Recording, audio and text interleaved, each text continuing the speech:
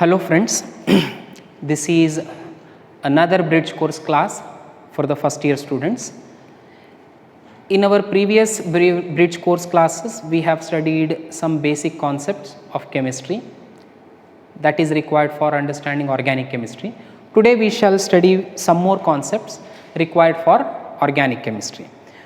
You already know these topics, you already know these terminologies.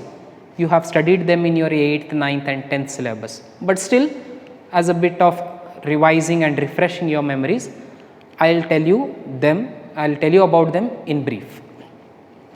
You know what an atom is? An atom is the smallest particle of an element. When I say smallest, it is so small that you cannot divide it. You cannot divide it.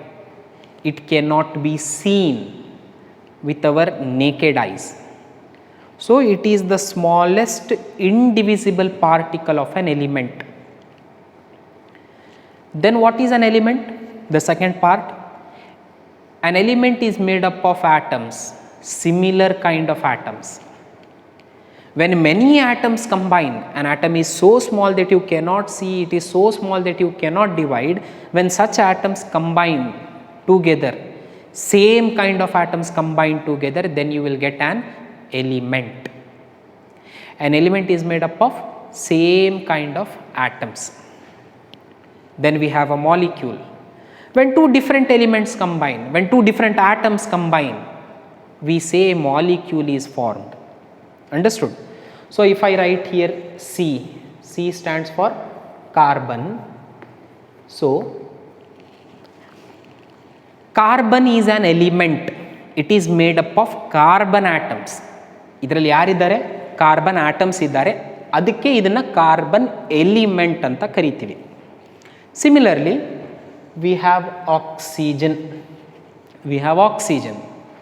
O stands for oxygen. It is also an element. ಅದು ಒಂದು ಬೇರೆ element. When these two elements combine, we write it as O2. Then we get a molecule. Then we get carbon dioxide molecule. An atom is smallest indivisible particle of an element. Element is made up of similar kind of atoms. Okay. But when two elements are present, we call it as a molecule. When two elements are present, we call as molecule. So in this example, carbon is an element. If it were only oxygen, then it was an element. Now two oxygen atoms are present, two elements of oxygen are present, therefore it is a molecule. This is an element, this is a molecule. This is also a molecule, or it can be more precisely called compound. You may say, what is the difference between a molecule and compound then? A molecule is made up of at least two different elements, or if it is made up of two same elements. For a substance to be called as a molecule, the atoms or the elements present in it may be same or different. Here there are same, so it is molecule. Here there are different, therefore it is also a molecule. Molecules are simple compounds. For a substance to be called as compound, it should contain different elements. That is main condition. You cannot call O2 as a compound. ಯಾರಿಗಾದರೂ molecule ಅಂತ ಕರಿಬೇಕಂದ್ರೆ ಅದರಲ್ಲಿ ಎರಡು ಬೇರೆ atoms ಇರಬೇಕು, ಅಥವಾ ಎರಡು same atoms ಇರ್ಬೋದು. Same ಇದ್ದರೆ ಲೈಕ್ ಆಕ್ಸಿಜನ್ ಇದ್ದರೆ ಮಾಲಿಕ್ಯೂಲ್ ಅಂತ ಕರಿತೀವಿ. ಇದರಲ್ಲಿ ಆಕ್ಸಿಜನ್ನು ಇದೆ, ಕಾರ್ಬನ್ನು ಇದೆ, ಅಂದರೆ ಅದು ಮಾಲಿಕ್ಯೂಲ್ ಆಗಲ್ಲ, ಎಕ್ಸಾಕ್ಟ್ಲಿ ಮಾಲಿಕ್ಯೂಲ್ ಆಗಲ್ಲ, ಅದು ಕಂಪೌಂಡ್ ಆಗುತ್ತೆ. So a compound is made up of two or more different elements. A molecule is made up of at least two same or different elements. Minimum ಎರಡಿದ್ರೆ molecule, ಎರಡಕ್ಕಿಂತ ಜಾಸ್ತಿ ಇದ್ದರೆ compound. ಅರ್ಥ ಆಯ್ತಾ? Same ಇದ್ದರೆ ಸೇಮ್ ಎಲಿಮೆಂಟ್ಸ್ ಕೂಡ್ಕೊಂಡಿದ್ರೆ ಮಾಲಿಕ್ಯೂಲೇ, ಬೇರೆ ಎಲಿಮೆಂಟ್ಸ್ ಕೂಡ್ಕೊಂಡಿದ್ರೆ compound. There lies the basic difference between molecule and a compound. Then we have bond. You have studied what bond is. Bond ಅಂದರೆ ಬಂಧ. Bond is the attractive force. ಎರಡು ನಿಮ್ಮ ಹತ್ರ ಆಟಮ್ಸ್ ಇತ್ತು, ಎ ಮತ್ತು ಬಿ. ಇವರಿಬ್ಬರು ಹತ್ರ ಬರಬೇಕು ಅಂತಂದರೆ ಅದಕ್ಕೆ ನಾವು ಏನಂತ ಬರಿತೀವಿ, ಬಾಂಡ್ ಅಂತ ಬರಿತೀವಿ. So a bond is an attractive force which holds the two atoms together. It is an attractive force that binds the two atoms together. That is called bond. Because it is bonding to chemical substances, we call it as a chemical bond. A chemical bond is a strong force that holds the two atoms together. That is bond. We have different types of bonds like covalent bond, coordinate bond, ionic bond, etc. You will study about this in the first year syllabus chapter, chemical bonding and molecular structure, wherein you will study about different bonds. Timing, you remember what is bond? It is the attractive force that holds the two atoms together. For example, if I ask you to write ethane formula, you will write CH3-CH3. If I ask you to write methane formula, you will write CH4. So when you write these formulae, this line between two atoms indicates a bond, means carbon and hydrogen are held by a chemical bond. So a bond is attractive force which holds the two atoms together in a molecule. In organic compounds, which bond is present? Obviously it is covalent bond. How is it formed? A covalent bond is formed by sharing of electrons. When two atoms share their electrons to make one bond, we call such bond as covalent bond. Then we have ion. This concept is mostly studied in inorganic chemistry, but here and there we study this part also. Now you say you have a salt like sodium chloride. In sodium chloride, it is made up of sodium and chlorine ions, chloride and sodium ions. So what are ions? Ions are not the atoms.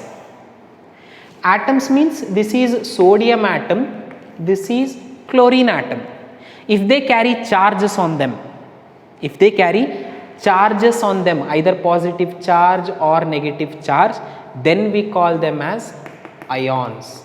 These are atoms. Sir, how do atoms get converted into ions? Whenever an atom loses electron, or if it gains electrons, then we say they become ions. If this is periodic table, those which come on the right hand side, they lose electrons, and those which come on the left hand side, they easily accept electrons. So ions are those which carry charge on them. They are not atoms, they are charged species. They may be either electron rich or they may be electron deficient. One which carries positive charge is called cation, and one which carries negative charge is called anion. Okay, so Na plus is cation, Cl minus is anion. There are some examples, like you say on organic compound calcium carbonate or limestone. If I ask you to split this molecule, how will you split this? You will write Ca plus 2 and CO3 minus 2. So if these two ions are produced, out of this is cation. It is cation because it is carrying positive charge. This is anion. Obviously it is anion because it is carrying negative charge. But this is an example of polyatomic ion. Why is it an example of polyatomic ion? Because it is made up of two different kind of atoms. When different type of atoms are present and they carry charge, then it is polyatomic ions. One more example, like ammonium chloride NH4Cl. This upon dissociation will produce NH4 plus and Cl minus. Now, can you tell which one of these is polyatomic ion? This one is polyatomic ion, this is simply anion. Why is it simply anion? Because it is only one ion. Here two different atoms are present, therefore it is polyatomic ion. Then the next concept is of molecular mass. A very simple concept, you have studied in schools also. Say if I ask you to find out the formula of carbon dioxide, if I ask you to find the mass of carbon dioxide, how will you find? You know what atomic number is? Carbon's atomic number is 6 and molecular mass is, atomic mass is 12. Similarly, for oxygen atomic number is 8 and mass is 16. Then what will be the molecular mass of carbon dioxide? It is done by adding the mass of carbon as well as oxygen. Since there are two, I will split them as oxygen and oxygen. So one carbon is 12, one oxygen is 16, another oxygen is 16. How much will it become? It will become 44 if I am not wrong. 6 plus 6 12, 12 plus 2 14, 4, 1 carry, 1 2 3 4. So 44. Okay. So 44 is the molecular mass of carbon dioxide. Molecular mass means it is the sum of atomic masses of all the elements present in given formula. To find the molecular mass of any compound, you first need to know its molecular formula. If you know the molecular formula and if you know the atomic mass of the elements or atoms present in it, then you can find out the molecular mass. Then we have formula unit mass. What is formula unit mass? How is it different from molecular mass? Both molecular mass and formula unit mass are one and the same, but we use this term if and only if we have an ionic solid. Like example, if you have NaCl, NaCl is formed by mixing of Na plus and Cl minus, so it is ionic solid. For ionic solids only we use the term formula unit mass. For water is formed by mixing of two molecules, that is hydrogen and oxygen molecule. Okay, by mixing of hydrogen and oxygen molecule. When you mix hydrogen and oxygen molecule, you get water. So for this you cannot use the term formula unit mass, you are supposed to use molecular mass. When will you use formula unit mass term? Only when it is an ionic solid. What is an ionic solid? An ionic solid is the one which is made up of ions and not molecules. If it is made up of molecules, use the term molecular mass. If it is made up of ions, then formula unit mass. Then we have another concept called chemical formula. How to write chemical formula for simple compounds, whether they are inorganic or organic? How do you write? Now to write the formula of any compound, there are some requirements. The first requirement is to remember the valency. You should remember that hydrogen has one valency, sodium has one valency, carbon has 4 valency, then all halogens have negative valencies. You need to remember the valencies of all the elements, like calcium has +2, etc. If you know the valencies of elements, the charges they carry, then you can write the chemical formula. Like you have Na plus and Cl minus. How do you write the formula? You will write this as Na Cl, because these two will cancel each other. Understood? This is one simplest example. If I have HCl, you know H is carrying plus charge, Cl carries minus charge, both get neutralized, then you will write HCl. We have H2S. How do you write this? You know H is plus, okay, S is minus 2. Then how to write the formula? If these charged species are given, then this charge is given to the cation, cation's number is given to the anion. Then you write simply H, yes, H is given number 2, S is given number 1.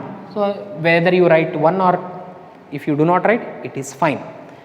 Similarly, if these are given Na plus, NO3 minus, then how will you write?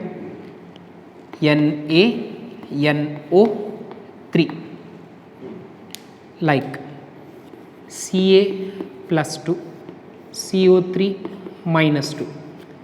Minus 2 plus 2 gets cancelled, so you can write CaCO3.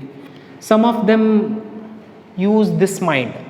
Sir, why can't I write? I should use this number here, this number here, so I can write Ca2 CO3 twice. Again 2 gets cancelled, you will get the same formula. Okay, so writing Ca2 CO3 twice is wrong. Then we shall see some other examples, like you have H plus ion, you have CO3 minus 2, carbonate ion. How do you write the formula for this? Same, its number given here, its number given to the anion. Then you have H2CO3, H2CO3. You have Ca plus 2, Cl minus. How do you write the formula? Minus means it is minus 1 only. So this number given here, this number given here, CaCl2. Okay. So writing the chemical formula is a simple task, but this becomes simple only when you remember the valencies of the elements or the groups present. If you know the valency, then you need to only interchange their valencies. The valency possessed by a cation should be given to the anion, and the valency of the negatively charged species, that is anion, should be given to cation. Now if this part is over, if you know how to write the chemical formula, then we have the next concept called chemical reactions. Chemical reactions. What is a chemical reaction? You have studied in 10th, so you should be knowing. A chemical reaction is a process in which one or two species may combine, they may react with each other to form a new product. A chemical reaction is a process in which two or different species react together to form a new product. This might involve their breaking down and making of new bonds. A chemical reaction therefore specifically involves breaking and making of new bonds between the atoms. For this process to take place, you have different conditions, you have different criteria. A chemical reaction can be indicated. How do you say whether a chemical reaction has occurred or not? You can say by observing a change in color, by change in odor, or by change in physical state. Any of these can indicate that a chemical reaction has taken place. For example, you are cooking rice. Earlier, when simply water and rice are mixed, they do not give any aroma, they do not give any heat. So after rice is being cooked, then you can have change in odor, then the change in color also. Earlier when it was transparent, now it has become almost cloudy. Then you can also see that liberation or evolution of gases, like during cooking of rice you will notice that steam is continuously going outside. So that is evolution of gases, which also indicates that a chemical reaction is taking place. Then we have change in temperature. Like before when it was cold, after cooking the rice will become hot. So all these conditions will help us to identify that a chemical reaction has taken place. That can be identified by either change in physical state or color or liberation of gases, change in temperature, etc. Now, how do you write any chemical equation? A chemical equation involves two parts, reactants and products. Reactants are written on the right hand side, products are written on the left hand side. They are written by indicating an arrow. Reactants always gives rise to products. Before this, you are supposed to write reactants, say A and B. If they are reacting, you indicate them by plus. Okay. If there is only one product, write P. If there are different products, say C and D, then they too are indicated by plus. Along with this, if there are any specific conditions like temperature, pressure, etc., catalyst, all these are indicated on the arrow mark. Say if the reaction takes place at 100 degrees Celsius, you do not write here A plus B plus 100 degrees Celsius. No. The conditions are written on the arrow mark. Conditions are written on the arrow mark. Products are written on the left hand side. Reactants are written on the right hand side. The reactants are separated with a plus mark. Plus indicates they are combining. They are simply reacting with each other. So this is how a chemical reaction can be written. Then comes balancing part. For balancing part, I will use the same equation that you have studied in your 10th. That is of iron combining with water. Iron combining with water. Once it combines with water, what is it likely to give? It is likely to give you salt along with liberation of hydrogen. This is one chemical equation. Now how to balance this equation? Whenever balancing, look at any one atom first. I shall look at iron. Here it is 1, here it is 3. So I will write here 3. Iron and iron are balanced. Then look at oxygen. Here there are 4 oxygens, so I will write here 4. So 4 oxygen are balanced. 3 irons are balanced. What is not balanced? Hydrogens. 4 2s are 8 hydrogens. There are only 2, so write 4 here. This will also get balanced. Balancing is a simple task if and only if you remember how to write the numbers. Like H2 plus O2 gives H2O, water. How do you balance this? You see there is only one oxygen here, there are 2 oxygen here, so write 2 here. So 2 oxygen here, 2 oxygen here are balanced. But here there are 4 hydrogens, so write 2 here. This will balance the entire reaction. So balancing the reaction, writing the chemical equation is an important part in organic chemistry. Along with this, sometimes you may need to indicate their physical states also. Physical states are generally indicated below the reactants in the brackets. Hydrogen is a gas, so write G. Oxygen is a gas, so write G. If water formed is in gaseous state, then write G. If not, write L. Understood? If it is in gaseous state, then G, otherwise L. Writing physical states, maintaining the conditions and balancing, all the 3 form an integral and important part in organic chemistry. If these parts are known, then you know what different types of chemical reactions we have. The first chemical reaction we have is combination reaction. Combination reaction means combining or mixing. Simply C plus O2. When two compounds mix to give a new compound, to give a new product, then we say it is combination reaction. Combination reaction is a type of chemical reaction in which two chemicals, two reactants, two simple compounds mix to give you a bigger compound.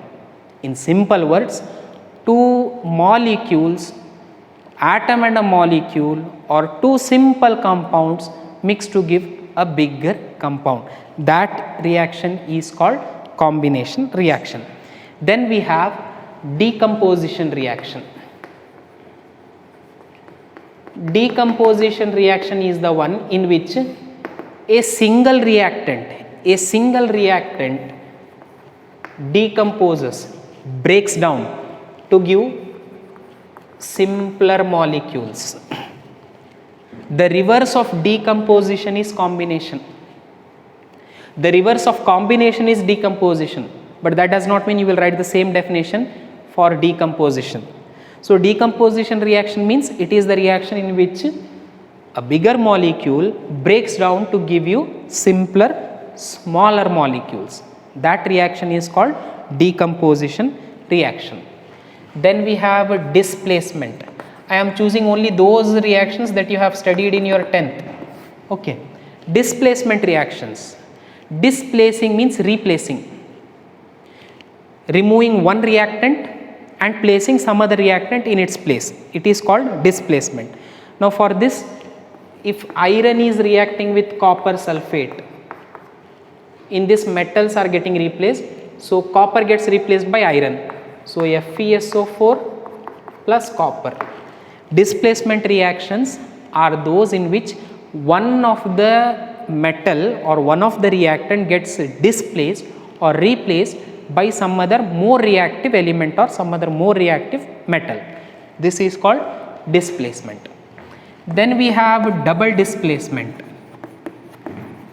What is double displacement? Displacement means it was the reaction in which one of the reactant got replaced by another reactant. Now what could be double displacement? You see, sodium sulfate is reacting with barium chloride. In this reaction, I will replace sodium with barium. So I will write BaSO4. Okay. Then barium got replaced by sodium. So NaCl. How to balance this? So 2Na, 2Na, remaining part is same. One of the ion, sodium, was removed, and who was introduced? Barium was introduced. This was one displacement. Then second, in this case, barium was replaced by sodium. So two compounds underwent displacement. So it is called double displacement reaction. Then we have oxidation reaction. Oxidation reaction is the reaction wherein we add oxygen. We add oxygen. For example, if carbon is reacting with oxygen, it gives carbon dioxide. In this reaction, carbon is getting oxidized, means it is getting itself added with oxygen. So that reaction is called oxidation. Oxidation is the addition of oxygen.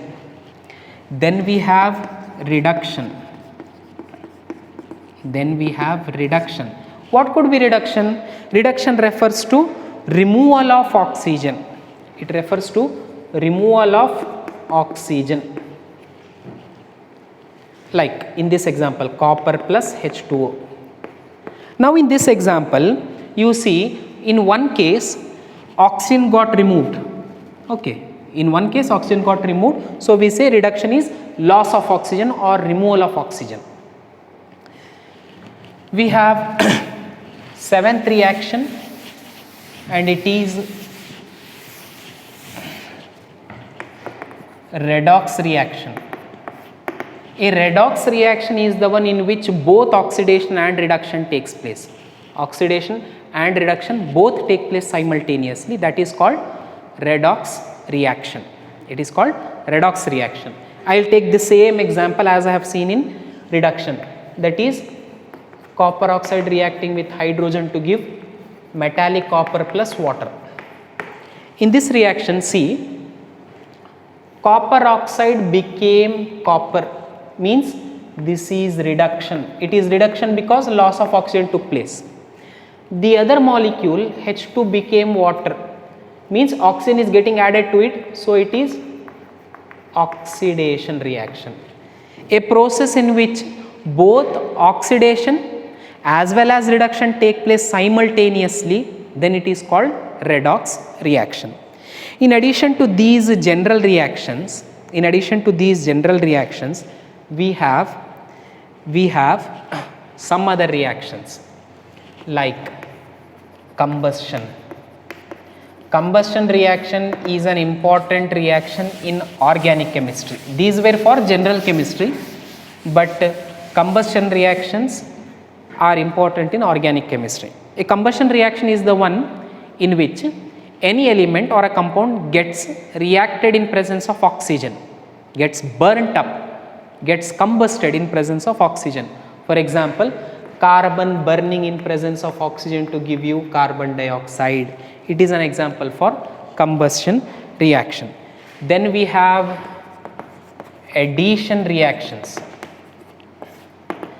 An important reaction to remember, addition reaction is the one which we generally and usually do for those compounds which contain either double bonds or triple bonds. Means addition reactions cannot be done for alkanes, they are usually done for alkenes. For example, if you have a double bonded carbon atom compound, if it is hydrogenated in the presence of nickel or platinum or palladium, then hydrogen gets added on to this alkene to give you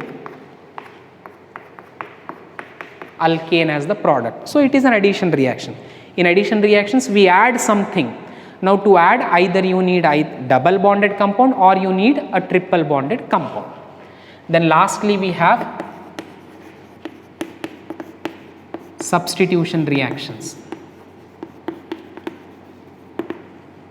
What could be substitution reactions? Is it same as displacement reaction? Yes, it could be same as displacement reaction, but still substitution reactions more technically is done for alkanes and not alkenes and alkynes. They can be done for alkenes and alkynes, but usually they are done for saturated compounds. Example, when methane is reacted with chlorine in the presence of sunlight, one of the hydrogen gets substituted with chlorine. So this becomes an example for substitution reactions. So today we have studied some general terminologies in chemistry, beginning from atom, then atom, molecule, compound, ions, bonds, then reactions, types of equations, how to balance them, whether to maintain physical state or not, and different types of chemical reactions. How many different types? We studied 10 different types. In the next classes, we shall see some more topics in chemistry. Thank you.